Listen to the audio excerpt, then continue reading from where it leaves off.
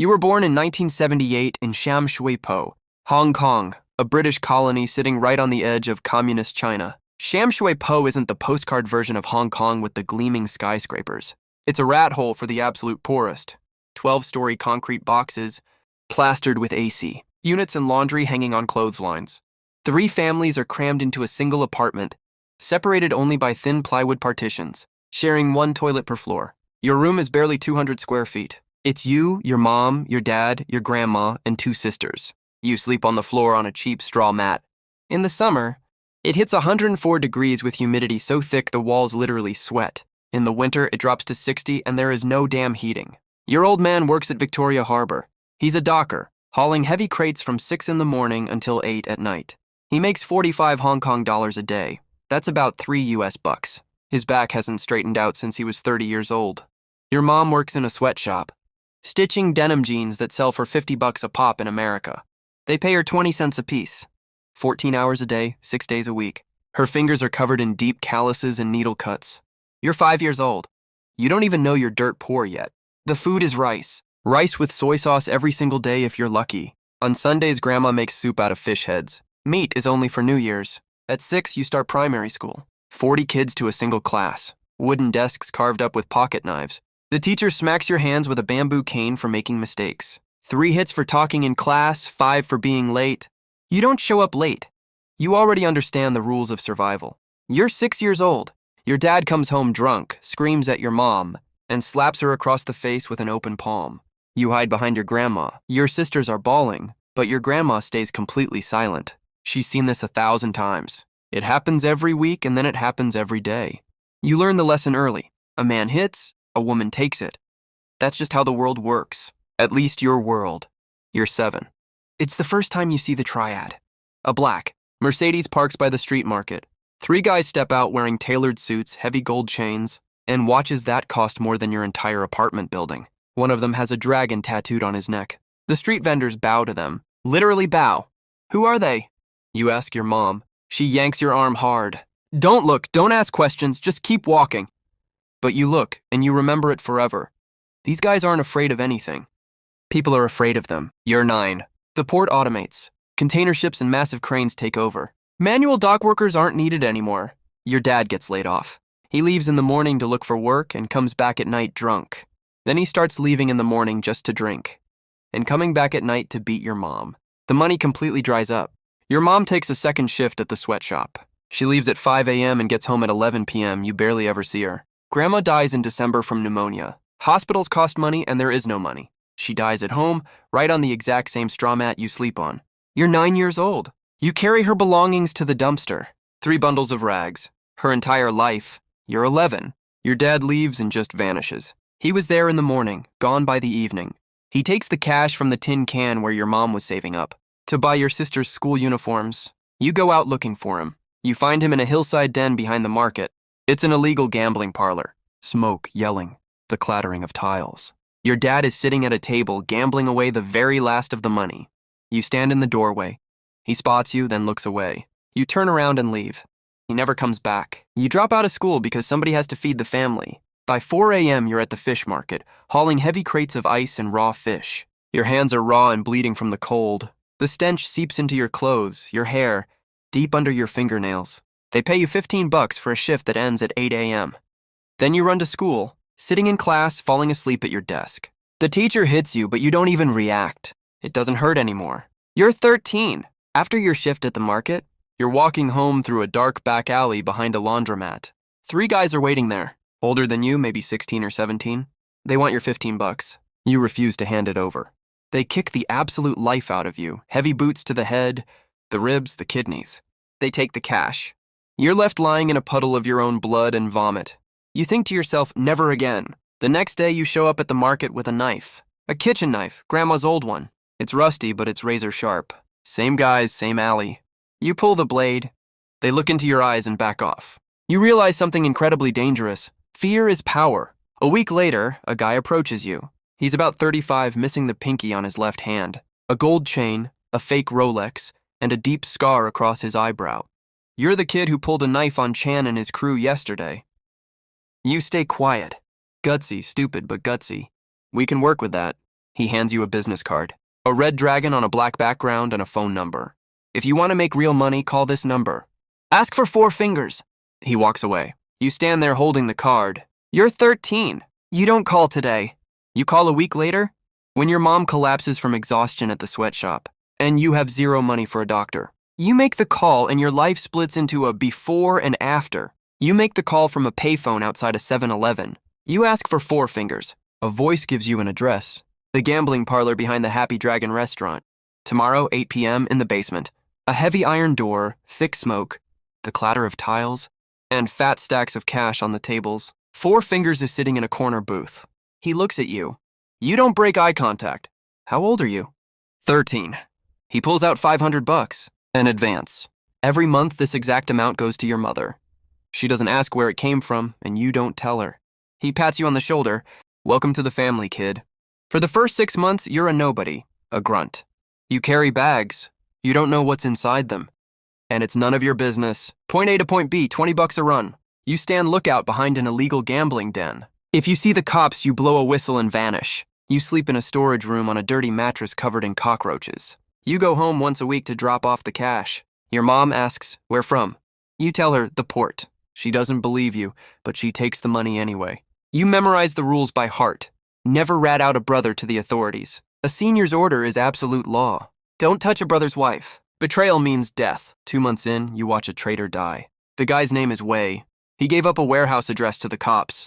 They tie him to a chair in the basement. They bring you in to watch. 4 fingers stands right next to you. Watch. This is the most important lesson you'll learn. They cut Wei's fingers off with wire cutters, one by one, and then they slit his throat. You walk outside, throw up bile into a street gutter, and don't sleep for a week. But you don't leave. There's nowhere else to go. You're 14. Time to learn how to fight. The instructor is a disgraced ex-cop who got fired for taking bribes. 3 times a week in the basement of an auto body shop. First lesson, a punch to the solar plexus. You're on the concrete, unable to catch a breath for a solid minute. Get back up. A strike to the throat. The opponent stops breathing. A side kick to the knee. They can't walk. A hit to the temple. If you're lucky, they black out. Brass knuckles, knives. Slice from the bottom up. Don't stab. The blade will get stuck in their ribs. There is no such thing as a fair fight. There's only you walking away alive and him dead. 6 months later, you're not that little kid from the fish market anymore. You start collecting the money. You have 30 locations. A weekly route. The street vendor pulls out an envelope. $200 to $500. Protection from who? From us. Whoever pays lives in peace. Whoever's late gets a warning, then a smashed window. There is no third strike. You're 16. The ceremony. Down in the basement of a restaurant with heavy red curtains, an altar, incense burning, a portrait of the god of war. There are 7 of you, all young, all with blood on your hands. The incense master recites the legends. You're on your knees taking the 36 blood oaths. If I betray a brother, may 5 thunderbolts strike me dead. If I reveal our secrets, may a myriad of swords kill me. You slice your finger, let the blood drip into a communal bowl of wine, and drink. From this moment on, you are a 49, a foot soldier. 1 family, 1 blood. You're 16, and you're a made member of the 14K. Triad, you make $8,000 a month. You have your own room, your own suit. You just don't realize yet that nobody ever leaves this family. The only way out is feet first. You're 17. Your day starts at noon. You wake up in a rented apartment. 1-room AC, a view of the glowing neon signs. By your old standards, it's a palace. First order of business is making the rounds. Now you're not just watching the collection, you're doing it yourself. You've got 2 guys backing you up. Wei, 19, with a thick scar across his lip. And Little Tiger, 16. He ran away from an orphanage and hits like a grown man. You are a combat trio. Your territory has expanded. 12 joints, karaoke bars, massage parlors, restaurants. Protection fees run anywhere from $2,000 to $15,000 a month. Paid in envelopes, cash only, no paper trails. You're pulling in $15,000 a month. Your mom gets 3. She thinks you work in logistics and doesn't ask any questions. Routine. Collect, count, kick the money upstairs. Sometimes having a little chat with the debtors. The owner of the Blue Moon karaoke bar is 3 months behind. 4 fingers tells you to go handle it. You show up late at night with Tiger. The debtor is in his back office. He starts making excuses. The economy is bad. Tiger punches him in the kidneys just once. The man falls out of his chair, wheezing on the floor. You crouch down right next to his face. Next week, full amount, plus the back pay, plus a 30% penalty. $30,000. If the money isn't there, you'll have real problems. Your daughter goes to St. Mary's, right? Beautiful school uniforms they have there. You stand up and walk out. 3 days later, 30 grand is waiting in an envelope. He is never late again. Summer 1995. A new hustle. Bootlegs. Fake Rolex watches. Knockoff designer bags from underground sweatshops. The 14K controls the wholesale supply. Your job is to monitor the retail street vendors. Vendors pay a 20% tax on their revenue. Anyone caught selling a rival gang's product gets a problem. One vendor decides to get cute and buys cheaper watches from a rival crew. You find out 3 days later. You show up with your guys, flip his entire stand, dump the watches onto the asphalt and stomp them to pieces. 300 watches ground into dust. Tomorrow you sell our product, or tomorrow you don't have a stand. By the end of the year, 80 grand a week is passing through your hands. You get 5 of it plus bonuses. You buy yourself a tailored Italian suit, a real Omega watch, a thick gold chain. You look like a man nobody wants to mess with. You're 18. Your first arrest. A police raid hits a counterfeit stash house. They catch you red-handed.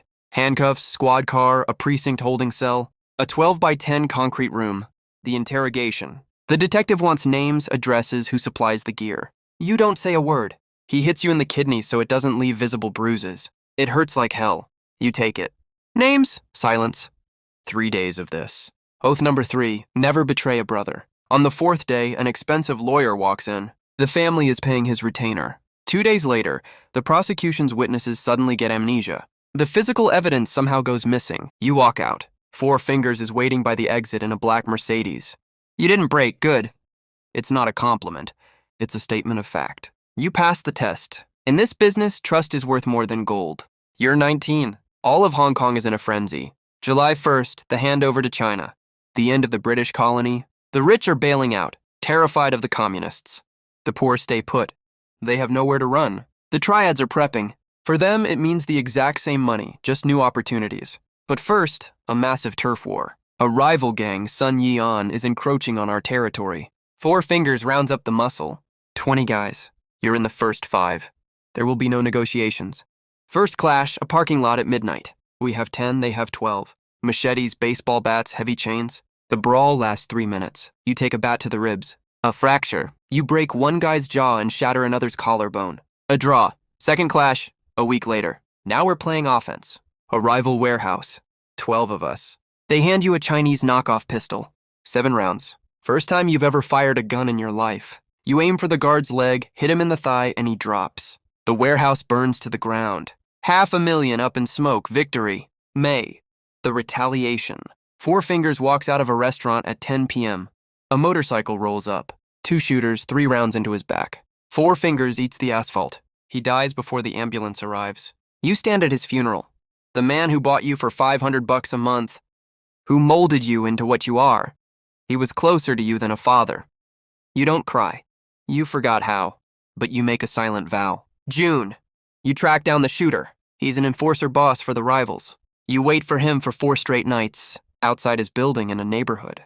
The cops don't even patrol. On the 5th night, he walks out alone, drunk. You step up from behind, knife straight into the kidney, twist it, hand over his mouth. It takes him a long time to die. You don't count the minutes, but you don't leave until it's completely over. June 30th, midnight. The British flag comes down, the Chinese flag goes up. Fireworks explode over the harbor. You watch from a rooftop. Your ribs still hurt. Your hands smell like someone else's blood. You're 19. You've personally killed 2 men, crippled dozens more. Tomorrow they'll announce that you are the new Red Pole boss. 4 Fingers spot is yours. You should feel a sense of triumph. You feel absolutely nothing. Fall 1997. The Asian financial crisis hits. Companies go bankrupt, regular people lose everything. For the Triads, desperate people will do anything. Loan sharking booms. 10% interest a week. Not a year, a week. Borrow $1,000. You owe $1,500 next month. If you don't pay, you lose your fingers or your apartment. You're commanding 15 guys now. Collecting debts, holding down turf. Every single day is exactly the same. Money, threats, blood. Just routine. Spring 1998. The street war reaches a new level. Little Tiger is found dead in an alley. 17 stab wounds. He was 20. You track down his killers a week later. 3 kids. You find them in a rented apartment at 3 a.m. The details aren't for this story. Let's just say it was loud and it took them a long time to die. But something finally breaks inside you. You stop dreaming. You close your eyes and it's just black. You open them and it's reality. There's no difference anymore. You fall asleep at 4 a.m., wake up at 6, 2 hours maximum. Summer 1998, the cops launch Operation Clean City. The new administration wants to show real results. Arrests, raids, sweeps. November, it's your turn. A raid on an illegal gambling den. They catch you red-handed sitting over a desk covered in cash. 20 cops pointing assault rifles at you. The charges: racketeering, extortion, grievous bodily harm. You get 6 years in Stanley Prison. You're 21. You'll get out at 27 if you get out at all. Stanley Prison ain't a resort. Murderers, drug dealers, and members of every single triad in the city. The street war just continues behind bars. First month, 3 brutal brawls. You take a shiv to the ribs, 8 stitches, a scar you'll carry forever. Time drags like molasses. You start reading. For the first time in your life, you're not looking at ledgers or poverty. You read The Art of War. And for the first time in your life, you're thinking about things other than cash. You think about your mom, who you haven't seen in 6 years. About Four Fingers. About Little Tiger. About yourself. Who are you? A fighter, a killer, a soldier, a businessman, a victim? There's no answer, just emptiness. February 2005. The heavy gates of Stanley. Prison open at 6 a.m., a cold wind blowing off the ocean. You're holding a plastic bag. It holds everything you own from the last 6 years. The city has changed. People are glued to cell phones. You're a ghost from the past. A black Mercedes is idling by the gates, sent by the family. A meeting at a restaurant. A new young boss is waiting. Your old spot is waiting for you. New turf, good money. You ask for 3 days to think it over. Day 1. You go to your old neighborhood. The building where you were born has been demolished. It's a shopping mall with a Starbucks now. The fish market is a parking lot. You track down your mom in a nursing home. She's 54, but she looks 70. Hunched, hands shaking constantly. She doesn't recognize you. Who are you? Are you from social services? You say, yeah, I'm from social services. She talks about her kids. Her son disappeared a long time ago. Her husband walked out. You stand up. Leave an envelope on her nightstand. With 10 grand, every single cent of your prison savings. You walk out without saying a word. Day 2. The cemetery. 4 Fingers. Little Tiger, Ah Wei, 5 more guys. Names carved into stone. Faces burned into your memory, all dead. You stand there and do the brutal math. Men killed by your own hands. Dozens crippled, for what? The money went straight to the lawyers. The power vanished the second you got cuffed. Your Triad family forgot about you in a month. It was all a complete lie. The oaths, the brotherhood, the one blood nonsense. Fairy tales designed for street kids from the slums who had nowhere else to turn. Day 3. The restaurant. The young boss is waiting. Have you decided? No, he nods. He doesn't make threats. You know way too much to just walk away, but you're too dangerous to mess with. It's a stalemate. A week later, you pack up and leave. Mostly legit work in other countries. You never tell anyone about your past, but the past never really leaves. Every single night, you see the exact same faces. You're not a hero, you're not a victim, and you're sure as hell no anti-hero from an action flick. You're a product of poverty, of the unforgiving streets, of a system that constantly needs new soldiers, and a product of your own choice at 13 years old, when you took money from a guy missing a finger. You're 47 now. You're alive, which is more than most of them can say. But this isn't a success story, it's just a story. At their peak in 1990, the Triads had about 500,000 members. The average career span of a foot soldier, 5 to 7 years. The exit plan? Prison, death, or going on the run. The myth says they are noble warriors with a strict code of honor. The reality? Extortionists and drug dealers. The myth promises brotherhood and loyalty to the grave. The reality is they'll flip on you the second the heat comes down. You just heard the story of a kid from the slums. He didn't choose this life. He was pushed into it by hunger, beatings, and total despair. The Triad stepped in as a fake family. Prison proved it was a lie. There are thousands of kids exactly like him. Always have been, always will be. The romanticized mob life is for the movies. The reality is wire cutters to your fingers and a shiv to your ribs. Subscribe, hit the bell icon, and I'll see you in the next story.